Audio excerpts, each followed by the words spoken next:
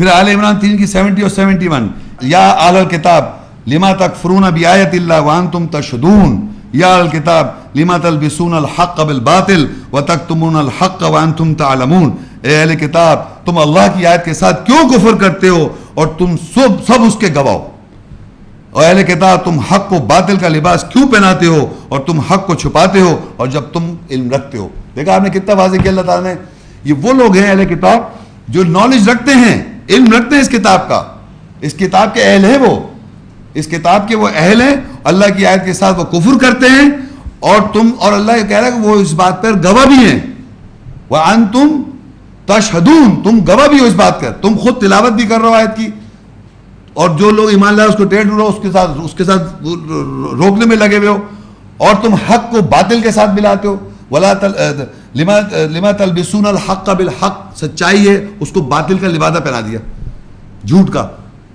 اب آدمی جو ہے اس کو حق تو پتہ نہیں, جو ایک عام آدمی ہوتا ہے, ایک عام آدمی کی بات کر رہا ہوں جس کو قرآن کبھی اسے سنا نہیں, اس کو کسی چیز کا علم نہیں ہے, وہ تو بالکل کورا ہے نا ایک چیز سے.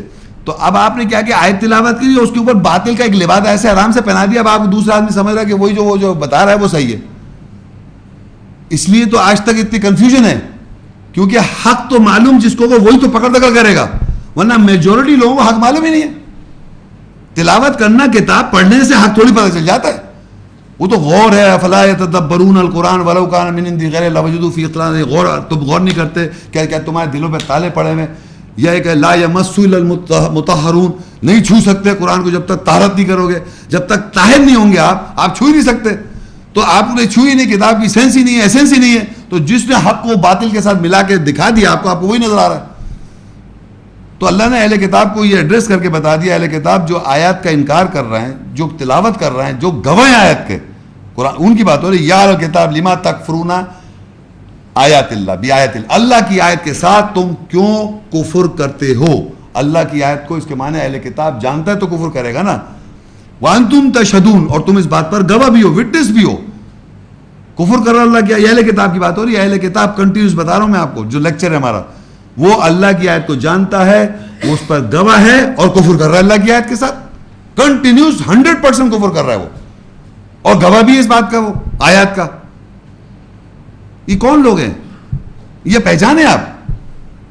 اور یہ آگے لکھا یا لما تلبسون الحق بالباطل. اب حق کیا ہے, اللہ کی آیت کی حق آپ سن رہے ہیں.